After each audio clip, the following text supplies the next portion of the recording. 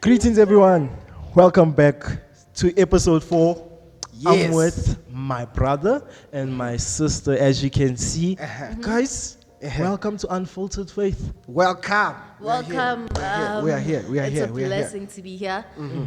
This is where things get unfiltered, raw. What's the other word?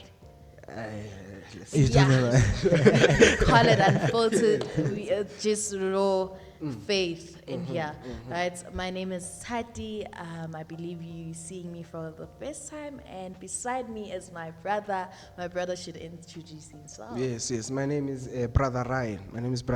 And yes, I'm happy. Episode 4. 4 episodes. 4 episodes in now. Yes. And make sure you like, comment, and subscribe to our family. Support. Yes. Oh, yeah. So, you're ready, guys? We are ready. We are ready. You're ready, like ready. Let's go. So, now, as you can see, there's a lot that's taking place in this world. Recently, we had, I would say, specific organization taking place. Now, I need you to tell me what you'll think about that organization with the all purple, right? Oh. What you'll think. And then we can take it from there. So, just to give viewers at home that don't really understand what the organization is about, this is where we as women have decided to make a movement, right, to fight against GBV. But at that time, we wanted the president to declare it as a national disaster. Seeing how far it has grown, and these past years, GBV has been there. And it seems like nothing is changing. It seems like going to police stations don't help. It seems like asking for help doesn't really help us. So this is where we put our profile pictures purple so that others can see. And it's so nice how this thing actually went worldwide. We found people in America putting their profile pictures purple, which just shows you how if this thing spread that way to a point where we had 1 million signs in the petition that was rejected, but later on approved. Yeah, so my thoughts on that would be, how do we then help them out as Christians? What have we been doing? Do we actually, more than just GPV itself, do we take time to pray for the national disasters that are there in South Africa or in any other country, right? It is about time that sometimes you just put yourself there. You forget about that situation in your family and remember that you are in a country where national disasters can happen, where national disasters can happen to other worlds that may affect your own country. So I feel like it is very important that we stay in prayer for them. But for the movement, I've also been in prayer for them, and I believe that change should happen. What are your thoughts? Do you think prayer can change it? Prayer and action, yes, can change them. I'm going to ask action. How do we action? Okay, let's talk about action now. The real action. The real action.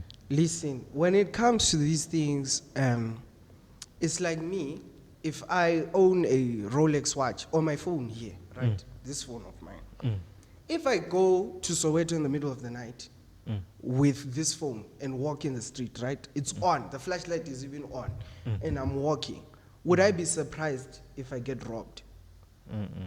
I wouldn't be surprised, right? Be surprised. Do you deserve to get robbed? No, you don't. You don't deserve it.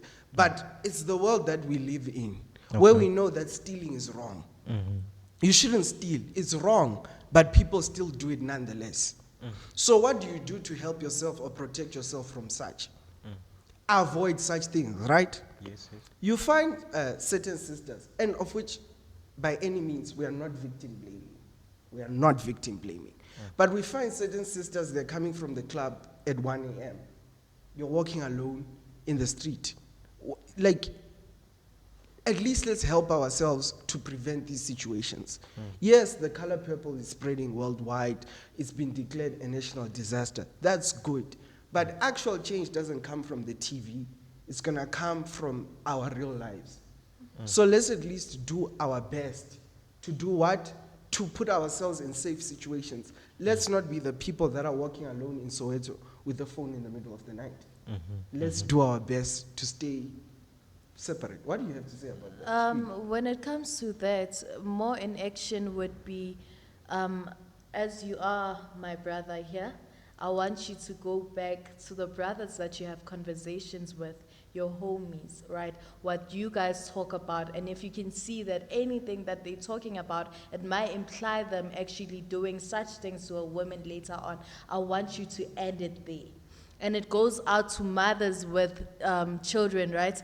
I've heard it. I saw this post on TikTok where someone said, "You see how we fear our kids being gay, right? It is how we should fear our kids being abusers, right? Let us not let it be in any way. If your child comes back home and says, 'Mama, I was playing, this girl hit me, I hit her back,' don't take it as a nice thing to say, but let it be a chance for you to groom that child you have. I feel like the conversations that we have, I've been in groups where I was sitting with a lot of guys, and I'd hear that these conversations necessarily can lead them to doing things like that. If what you talk about in your personal space is always girls and all of that, discussing how girls look and all of that, I feel like at some point, it not only does you looking at those things make you want that and not get it, it'll end up making you forcefully want to take a woman and do such things to her. Let us, what we watch as homies, tell your homies to stop watching wrong things, sexual things, because these are the things that lead them there. No, be educate direct. them Say it, about say such it. things. No, educate them about such things. We don't want to get copyrighted, right? We don't want to get copyrighted. But I feel like in action, it is, as a youth, we should teach ourselves. Girls, you have a boyfriend out there and you can hear that your boyfriend speaks ill about women. It shouldn't make you happy. It shouldn't make you comfortable in that place because you are also a victim, right? It is more about educating people that are around us, more than just making them feel comfortable with saying whatever. But don't you think it also jots down to morals? Because the way ladies and men present themselves these days is not the way God wants them to present themselves. Like, for instance, we can talk about the dressing of certain women. They go out there with crop tops, with like forefinger, let me put it in And that walking way. in the middle of the night like that. Yes, like in the middle of the night, right? And also addressing the issues of going out. They like going out. Ladies, men like going out. And the thing is that you advertising yourself there. Meanwhile, God addresses it also in scripture that there's a spirit of partying, right? And now when the spirit of partying is there, that means all other spirits are also there. So now the thing is that I think we should address the morals of us as a youth, of us as Can young I step people. in there? Yes, yes. Which is why if I became president, you see, the first thing I would do to tackle this, what they declared it a national disaster, would be what? Would be after 8 p.m.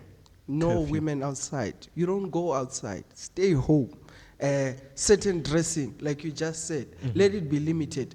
Why? It's not like we are defending the guys that do Yes, this. yes, yes, yes. Mentally disturbed people exist. They deserve to be in prison. In fact, I'm just going to say this honestly. They deserve, you see, that death penalty thing. Yes, yes, yes. It's wrong. How can you force yourself on a 4-year-old or all of this or all of that? But for it to get to that situation, yes, there are people that do it and they're just like that and they've been doing it. But the matter of keeping ourselves safe, declaring it as just a national disaster, there's no actual real change that's going to happen. That's why it keeps existing. But real change comes from protecting yourself. Before we look for protection from the police, let's protect ourselves. So that's how I feel about that. How I feel about it, my brother, there is that it's not only about ladies who go out at night in clubs, right? This other Sunday, I think it was 2 weeks before, where I actually almost got mugged, ne? But by the power of God, I kept on praying at that time. It was a traumatic one. So what happened was I was walking, middle of the day. You can't even say, hey, you were dressed a certain way. Yes, yes, I yes. I had, you know how I dress, right? I was fully dressed, and nothing would actually attract someone to even come to me like that. But it was during the day. I was walking to get a taxi innocently, and someone comes. He was walking the other way, and then he started walking with me, and I was like, where are you going? He's like, no, I'm going where you going. And I'm like, what do you mean you're going where you going? He's like, you're going to Faraday, right? I was going to the taxi rank, and he's like, I'm also going there. I'm like, no. But right, I was just trying to put him off that mind, right? By telling him I'm going to church, da da da da. Yeah, we were just conversating. But in a nutshell, what I'm trying to say is that it could be midday. We are talking about scenes that happened at home. Children who are raped by their own uncles. Where I'm supposed to feel safe. What I wear in front of my father, my uncles, I was raised in a way that I feel fine, I feel protected, I feel safe around these people. And then these are the people that I'm supposed to feel safe in front of, and then these people are the ones that are raping our mothers and sisters, are the ones that abuse our mothers and sisters. So as much as I hear the morality part, but how do we then talk about these things that happen daylight, these things that happen before the after hours? How do we address them? Sorry to kill you. To actually add on that, right? It shows that as much as we talk and nothing happens, it's like a spiritual matter now. And many of us in this world, we think, yeah, you know what? Yeah, we talk, it happens. We just like bluntly let it go. Exactly. But now it's a thing of, it's spiritual. Whatsoever is happening here, it's very spiritual. Because you can't get a normal, like, 40-year-old going on, leaning himself onto a 10-year-old.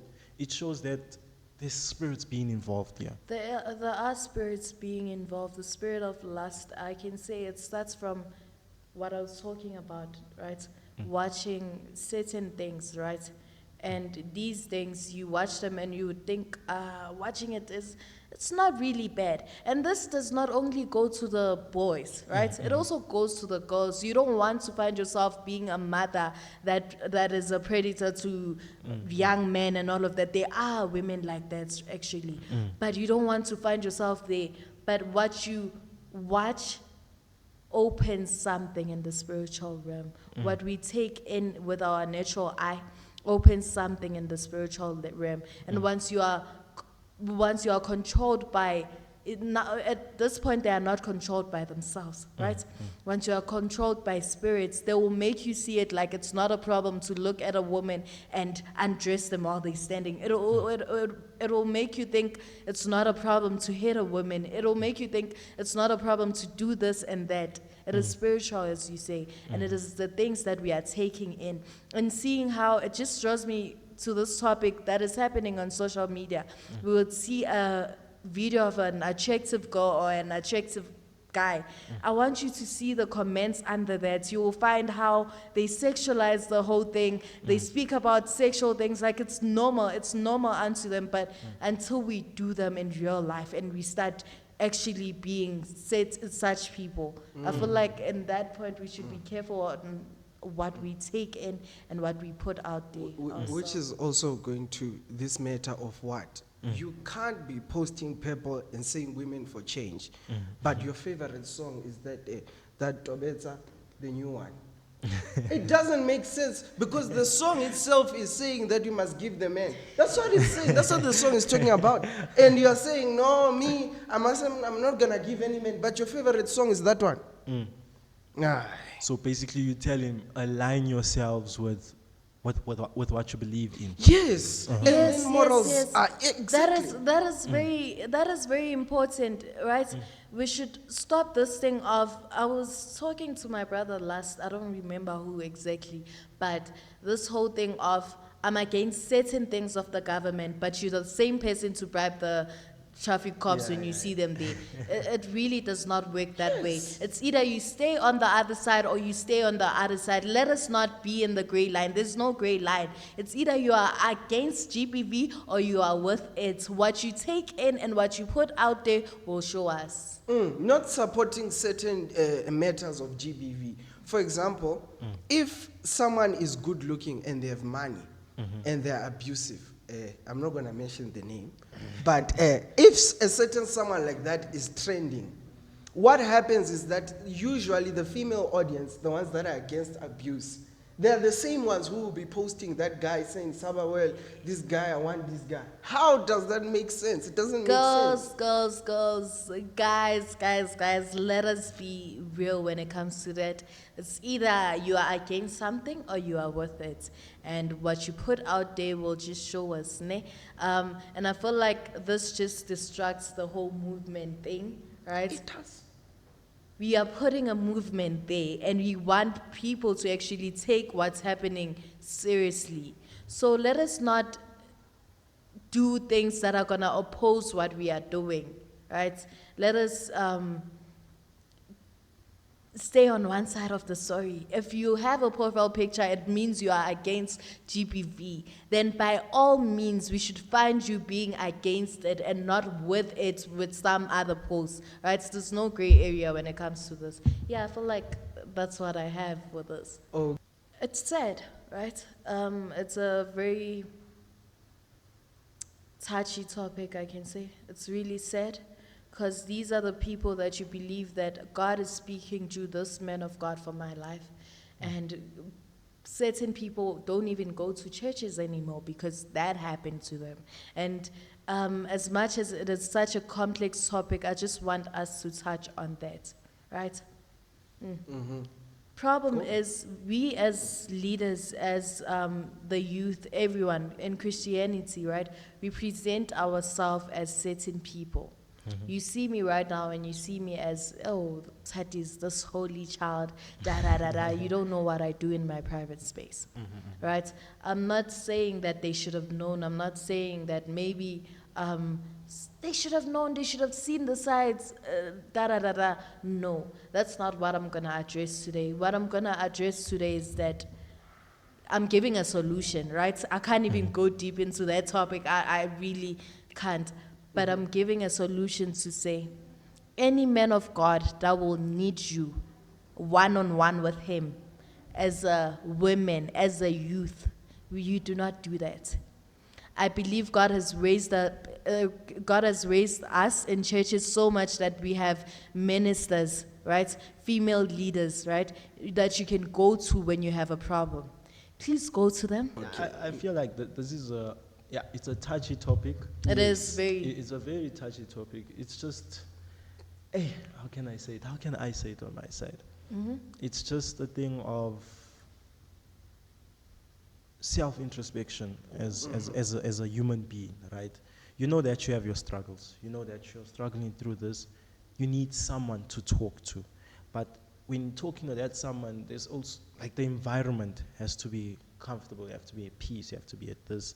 Now, when it comes to such, I don't want to touch on this topic. I really don't want to go deep, but something came in the spirit to say our leaders, and I always like referring to this as the past generation, as we are the new generation, right?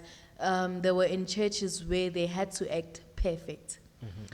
Find that this pastor was struggling with lust, the sin of lust, right? This pastor was struggling with it. He never spoke to it about anyone, and sin grows so big in secret. Once you keep it in secret, it is gonna go so big. So that's why you'll find that's why you will find them doing such things. I'm not reasoning for them, right? But I'm looking at it in a more From spiritual that perspective to say, it's things that they used to hide by themselves. They portray a certain image. Hence, if there's anything that I fight for our youth, right? As Christians, we should be able to confront things that we struggle with in private, in public, so that we are able to move, to get out of them, so that we are able to grow ourselves out of certain spirits that we may have that we don't know. So basically, you're saying the sin grows because we keep some. We keep it in private and we pretend. Church was never a place for us to pretend. Church was never a place for us to come here and act like we are fine, and act like nothing happened during the week, and act like I didn't have a spiritual warfare during the week. These are the things that brings me to church. What brings me to church is knowing that I cannot do it on my own. And God has given me a community where I can go and find restoration in my spirits, right? This is where we restore ourselves. This is where we get rejuvenated to say, okay, fine, I had a bad week. I couldn't pray properly. But you find that Apostle is preaching based on that. And what happens in the spirit, I feel more hungrier for what? For even feeding it more, right? This is a place where we should do that. But if I come here pretending like everything is fine, I'm telling you, this is why we have people in churches thinking they're going to receive things and they haven't received things. Why? It's because they come here and pretend like they are rich, everything is fine. But do you want to know why things are like that? Why The things are number one reason why things are like that is because we have Christians that are in most churches that are very judgmental. Which is meaning to say, if I come to church and say, guys, I'm struggling with drugs, all right? I'm struggling with what? Pornography. I can say that on YouTube. Yeah, It's you fine. can say, it's a word. I'm struggling with pornography. I Pornography. say it out loud. And there's people that are there that are like, oh, this guy, with his prayer, with his what, he's struggling with this thing. And then the environment becomes toxic. It becomes unsafe. So that later pushes people to act like they are holy.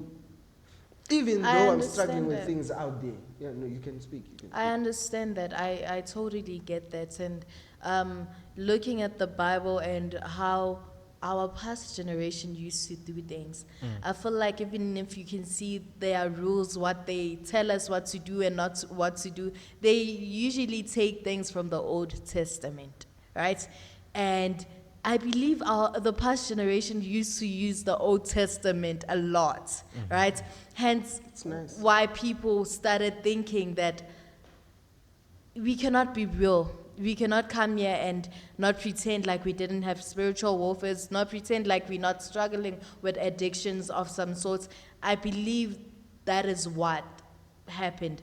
But as a generation, I come here with solutions. I come here to say, hey, let us be real. When you go to church on Sunday, let your heart be with, I come here because I know I'm imperfect. And I come here together with imperfect people, right? I come here, whoever God is going to send to be the vessel that's going to speak life unto me is also not perfect themselves. But what I'm here for is that we are connecting and we are gathered in one place where what we all praise God, where the Holy Spirit moves. And when we are here, we are not going to pretend like I didn't do anything. And it is up to us also being here to say, let us be a youth that say things as they are, unfiltered, right? Unfiltered, not only in faith, unfiltered even with our fellow youth, to say, yay, we struggle. There is spiritual warfare. There is the sin of lust. There is the sin of loving money too much. The moment spirit. Okay. Yeah. Yeah. I feel when it comes to such that the world has played a huge role, and the world has, let me say, intervened in Christianity and something else. It's just the thing of that when we look at things, let me say, for instance, we come to church, right? People are judgmental. The thing is that the world will tell you isolate yourself. And now in that isolation, that's where it gives time for the spirits to come and just, have their moment, feed off you. Now, they make it seem as if like this thing is real. Just go alone in such and you'll be okay. But now there's that statement like if you go with the team, you'll go far. Meaning that we need a community. And it's true, I should say, we need a community. But now, I'm going to ask this, right? How can one approach someone without being judgmental.